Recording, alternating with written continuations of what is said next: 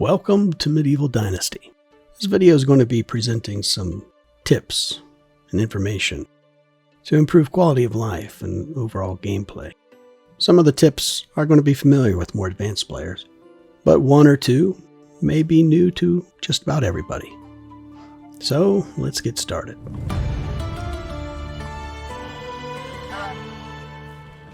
After a meeting with the Castellan in Gustovia, or any time that this would be applicable, you want to head to Denica. Assuming that you don't have anything else to trade, you want to pick up sticks and stones along the way. These you're going to be turning into knives, so that you can sell these to Matilda, the seamster in Denica. Hopefully along the way you'll encounter some loot spawns, or possibly some overturned carts. These are great opportunities to pick up some extra material and loot that you can sell, saving you from having to create so many knives along the way. Be welcome, stranger. Only the best products here. When trading with Matilda, potions and tools will fetch a good price. I recommend, though, if you're new, you hold on to any seed or grain.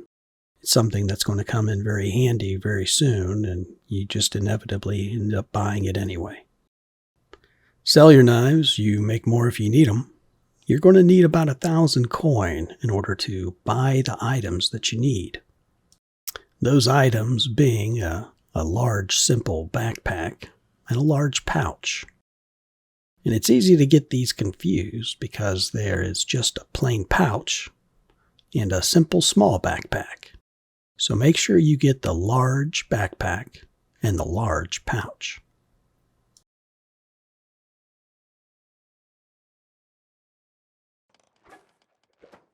See you soon. The simple large backpack and the large pouch are going to increase your carrying capacity by 30 kilograms. This is going to allow you to carry a whole lot more stuff in building your settlement. So obviously getting it as early as possible is going to be the most beneficial. And from there, I'd recommend you continue on west to Lesnica. It's not too far away, short little walk. Again, picking up sticks and stones along the way to make knives, unless you have anything else to trade. And at this point, you probably have leveled up once, if not twice. I recommend you put your survival points in survival knowledge first, and then unlock survival sense. This is going to allow you to hold the Alt key and highlight items in your surrounding area. Sticks, stones, herbs, and even animals. It's nice to meet you. My wares never disappoint. And in Lesnica, you're going to meet up with Gisela. She's going to be able to trade you a recurve bow. It's nice to meet you. My wares never disappoint. And Theobald there, he's going to be able to sell you the iron arrows. So the pouch, the backpack, the recurve bow, and the iron arrows, they can all actually be found at any given point on the map, on the loot spawns, the abandoned camps, bandit camps, or the overturned carts. So I feel getting them out of the way early just improves your quality of life that much more. And now it's time to build that settlement. So we're going to start looking a little bit east of Lesnica and southeast of Denica. That lake is our destination. I've done another video about this location and expressed my very strong bias for it. I do feel that this is the best location for the early, mid, and late game play that you're going to experience. So I feel building here gives you the best game experience from Medieval Dynasty. That being said, you can build anywhere and still have an amazing experience. So, if you're like me, and this is your first day and you're arriving at this location, it's probably dark. You can't really appreciate the full surroundings. So, I recommend you take the time that's remaining and loot this abandoned camp. Make a campfire, set it, light it, and sleep for the night.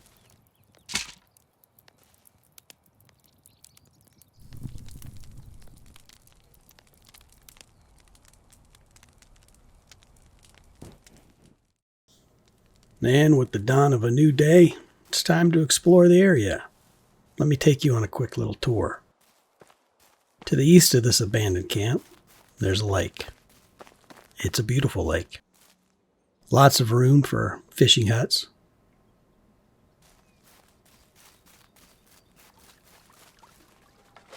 And north of the lake, you have deer. And dense trees. And copious amounts of berry patches. And to the east of those deer, you have wisent. And just east of those wisent, you have moose. And just east of those moose, you have wolves. And back at the abandoned camp, north of there are hogs and rabbits, making this a really unique area for hunting. As we get an aerial view, you can see a pretty substantial clearing. This would be great for farm fields or just building your village town city. The mountains are lovely, but you can also see the copious amount of trees. Pine, maple, some birch. But that's enough dilly-dallying. It's time to get building. There are a lot of considerations for how you want to grow your settlement. You're going to need a workshop and a smithy and a sewing hut. Your NPCs are going to require housing and food and firewood, so you need storage and kitchens. But in my opinion, there's no question on what you should focus on first, and that's farming. Farming is the gateway into everything.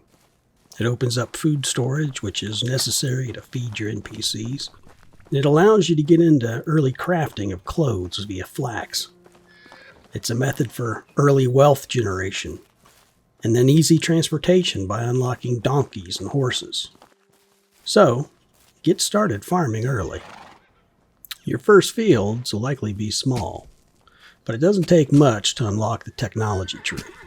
I recommend you grow flax as soon as possible and sell those extra seeds for money. They're so light, and they sell for so much in comparison to the heavier, bulkier items, that the seeds allow you to go to all the towns to trade.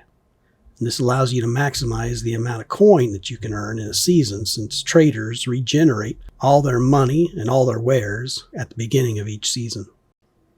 Now, but don't worry about doing this with just flax. You should do this with all your seeds. Just set aside what you need for the next planting season, load your pockets, and go sell them for easy money. And while we're talking about farming, this is a great opportunity for you to name your fields a custom name. When you open the Management tab, you can go to the Fields section. And there you can select a field with the mouse and hit H to give it a custom name. You can do this with buildings and animals and orchards too. I name my fields based on spring, summer, fall, and winter season order, separated by forward slashes.